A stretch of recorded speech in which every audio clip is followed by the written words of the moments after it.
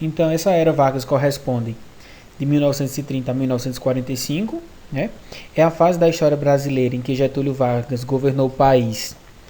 Nesse período, foi forçado a renunciar à presidência após o ultimato dos militares em 45. Vamos acompanhar com a gente o slide?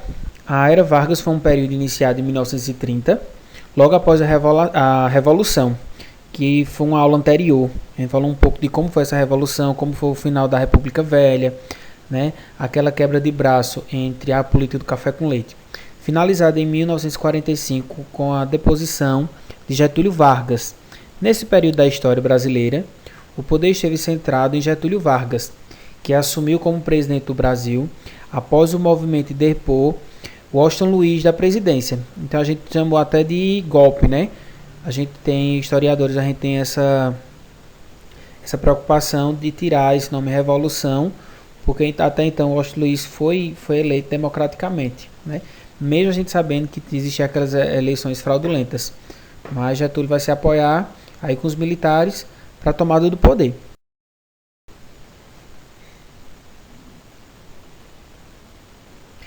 Quais foram as características da Era Vargas, né? Primeiro, resumir as características da Era Vargas é uma tarefa bem complexa, né, para os historiadores, principalmente porque cada fase assumiu aspectos diferentes. De maneira geral, as seguintes características podem ser destacadas por centralização do poder. Ao longo dos seus 15 anos no poder, Vargas tomou medidas para enfraquecer o legislativo e reforçar os poderes do executivo. Essa característica ficou evidente durante o Estado Novo. Então, Vargas queria centralizar o poder, lembrando que a gente vai ter aí 3 poderes, o legislativo, o judiciário e o executivo. Então, ele queria, enquanto presidente, unir essa força apenas no executivo, que no caso era o seu papel enquanto presidente da época. Política trabalhista. Vargas atuou de maneira consistente no sentido de ampliar os benefícios trabalhistas. Para isso, criou o Ministério do Trabalho e concedeu direitos aos trabalhadores. Era uma forma de reforçar seu poder, aproximando-se das massas. Ele também foi conhecido como o pai dos pobres, né?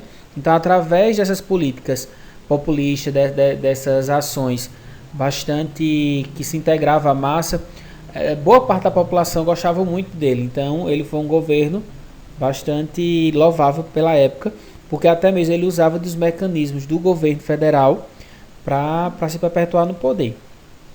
Propaganda política. O uso da propaganda como forma de ressaltar as qualidades do seu governo foi uma marca forte de Vargas, né? E que também ficou evidente durante o Estado Novo, a partir do Departamento de Imprensa e Propaganda. Quer dizer, toda a propaganda do governo era para evidenciar o então presidente da República, né? Com características únicas, como só ele que sabe, né? Exaltando cada vez mais essa figura política desse presidente, que era Getúlio Vargas. Capacidade de negociação política. A capacidade política de Vargas não surgiu do nada, mas foi sendo construída e aprimorada ao longo de sua vida política. Vargas tinha uma grande capacidade de conciliar grupos opostos em seus governos, como aconteceu em 30, quando oligarquias, dissidentes e tenentistas estavam no mesmo grupo apoiando-lhe. Mas é interessante a gente pensar que principalmente aí tinha o apoio dos militares a seu favor.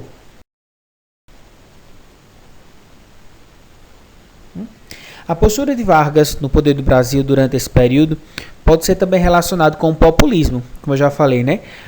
Principalmente pelos seguintes aspectos. Quais são os aspectos de um governo populista? Relação direta e não institucionalizada do líder com as massas. Quer dizer, ele falava e tentava falar diretamente com a população, né? Outra característica, defesa da união das massas. A gente fala de massa, a gente fala da classe operária, a classe pobre, e uma marca eram essas leis trabalhistas, né, consolidadas, a CLT.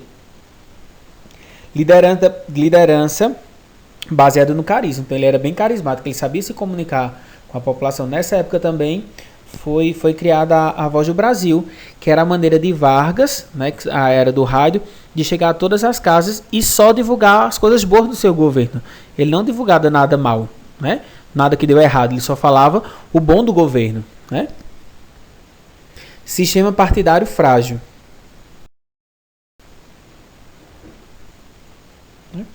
Essa imagem aí, né, que eu achei aí na Fundação Getúlio Vargas, né, do Rio, ele fala dessa transição do poder, quando Getúlio Vargas e seus aliados assumem o governo do Brasil com a Revolução de 1930, né? Se eu não me engano, essa imagem é no Palácio do Catete, que era a residência principal do presidente da República na época. Que hoje, quem tiver a oportunidade de ir no Rio de Janeiro, é um museu lindo, excelente, e que vocês vão retratar bem a história do Brasil. A ascensão de Getúlio Vargas à presidência aconteceu para a implosão do modelo político que existia no país durante a Primeira República. Ao longo da década de 20, inúmeras críticas foram feitas ao sistema oligárquico que vigorava em nosso país, sendo os tenetistas um dos principais movimentos de oposição de maior destaque. Eu vou ler isso um pouquinho rápido, que a gente já falou muito sobre isso naquela aula sobre a Revolução de 1930. Combinado?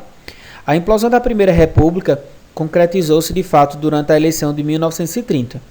Nessa eleição, a oligarquia mineira rompeu abertamente com a oligarquia paulista, porque o presidente Washington Luiz recusou-se a indicar um candidato mineiro para concorrer ao cargo. A indicação para o presidente foi o paulista Júlio Prestes, que era aquela política do café com leite, né? Um mandato era o presidente de São Paulo, no outro mandato do Rio. Essa conspiração tornou-se rebelião de fato quando João Pessoa, estão lembrados de João Pessoa, da Paraíba, né, que foi o vice de Getúlio Vargas, quando ele foi assassinado no Rio de Janeiro por João Dantas, né? O assassinato de João Pessoa não tinha nenhuma relação com a eleição disputada, mas o acontecido foi utilizado como pretexto para um levante militar contra o Washington Luiz, liderado aí por Vargas.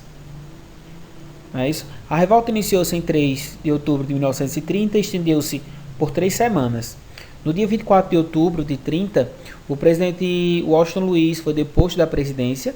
Uma junta militar governou o Brasil durante esses dias, né? E em 3 de novembro de 30, Getúlio Vargas, que aderiu à rebelião quando estava em curso, assumiu a presidência do Brasil. Né? Como é que a gente pode dividir essas fases da Era Vargas? A gente vai dividir em 3, né? Os historiadores costumam dividir a Era Vargas em 3 fases. O governo provisório, que foi de 30 a 34. Um governo constitucional, que foi de 1934 a 1937. E o Estado Novo, que vai ser de 1937 a 1945. Eu vou trazer para vocês o que cada governo desse vai trazer como característica principal. Vamos lá? Governo provisório, de 30 a 34. O governo provisório, como o próprio nome sugere, deveria ter sido uma fase de transição, em que Vargas rapidamente organizaria uma Assembleia Constituinte para elaborar uma nova Constituição para o Brasil. Porém, Getúlio Vargas, nesse momento, já deu mostrado de sua habilidade de se sustentar no poder, quase que não saía, pois adiou quanto foi possível a realização da Constituinte. Quer dizer, esse governo era apenas para ele organizar e fazer uma nova eleição, mas ele foi se aprimorando de algumas medidas para se perpetuar no poder. Né? Nessa fase, Vargas já realizou as primeiras medidas de centralização do poder e assim dissolveu o Congresso Nacional. Por exemplo, a demora de Vargas em realizar as eleições e convocar uma nova Constituição teve impactos em alguns locais do país, como São Paulo, que se rebelou contra o governo em 32, no que ficou conhecido como a Revolução Constitucionalista de 32. Vai se aproveitar de alguns mecanismos para que esse governo provisório ele perpetue aí por alguns anos, de 30 a 34. O movimento foi um fracasso, e após a derrota, Getúlio Vargas atendeu às demandas dos paulistas, nomeando para o Estado interventor, que era o interventor no caso, o presidente da época era que indicava esses governadores, né? E nascido em São Paulo, além de garantir a realização de uma eleição em 33 para compor a Constituinte. Dessa Constituinte foi promulgada a Constituição de 1934. O que é que vai trazer aí essa Constituição? A Constituição foi considerada bastante moderna para a época e trouxe novidades, como o sufrágio universal feminino, confirmando o que já havia sido estipulado pelo Código Eleitoral de 1932. Junto à promulgação da nova Constituição, Vargas foi reeleito indiretamente para ser presidente brasileiro, de 34 a 38. Após isso, um novo presidente deveria ser eleito. Então quer dizer, ele passa esse período do governo provisório e essa nova Constituinte o elege de forma indireta para continuar no poder até 38. Nessa fase, a política econômica de Vargas concentrou-se em combater os efeitos da crise de 1929 no Brasil. E, na verdade, essa crise aconteceu lá nos Estados Unidos. Para isso, agiu comprando milhares de sacas de café, incendiando-as como forma de valorizar o principal produto da nossa economia. Nas questões trabalhistas, autorizou a criação do Ministério do Trabalho, como a gente já falou, em 30, e começou a intervir diretamente na atuação dos sindicatos. Quer dizer, era uma forma dele controlar os sindicatos para não se rebelar contra seu governo.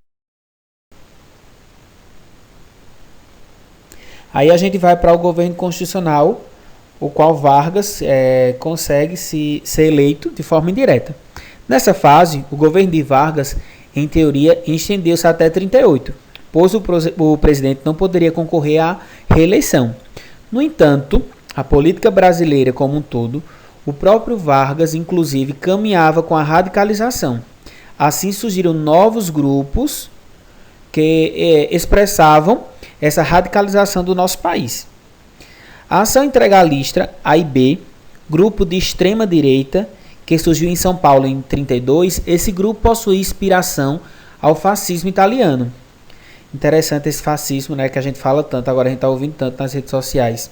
Expressando valores nacionalistas e até mesmo antissemitas. Tinha como líder Plínio Salgado. Meu xará aí, viu? Então, ou era uma coisa muito boa ou era uma coisa muito mal. A Aliança Libertadora Nacional, a ANL, grupo de orientação comunista, que surgiu como frente de luta antifascista no Brasil, que converteu-se como um movimento que buscava tomar o poder do país pela via revolucionária. O grande líder desse grupo foi Luiz Carlos Prestes. Aí vê que interessante, a gente está falando de dois grupos que a gente vê hoje, atualmente, essa discussão bastante, principalmente nas redes sociais. As pessoas se apoderando de algumas nomenclaturas que não sabem nem o que é fascismo, comunismo. Eu vou deixar isso para a gente falar na próxima aula, ok? Aí chega, no caso, o Estado Novo, que foi de 37 a 45. O Estado Novo foi a fase ditatorial da era Vargas e estendeu-se por 8 anos. Nesse período, Vargas reforçou seu poder, reduziu as liberdades civis e implantou a censura. Também foi o período de intensa propaganda política e um momento em que Vargas estabeleceu sua política de apropriação das massas. Quer dizer, ao mesmo tempo que Vargas tem uma boa comunicação com as massas, com a classe operária, de outra maneira ele governava de uma forma ditatorial, a ditadura de Vargas, né? Ele controlava, principalmente a arte no Brasil, teve muita censura, filme, música, né? No campo político, Vargas governou a partir de decretos e leis, que a gente vai ouvir muito sobre o AI-5, né? Eu vou deixar isso para vocês pesquisarem. Ou seja, as determinações de Vargas não precisavam de apropriação do Legislativo, pois já possuíam força de lei. O Legislativo, por sua vez, foi suprimido, e assim o Congresso e as Assembleias Estaduais e as Câmaras Municipais foram fechadas. Todos os partidos políticos foram fechados e colocados na ilegalidade. Eu preciso abrir um parênteses aqui. Quando ele fala sobre esses decretos de leis, ele está falando sobre o AI-1, AI-2 e AI-5, né?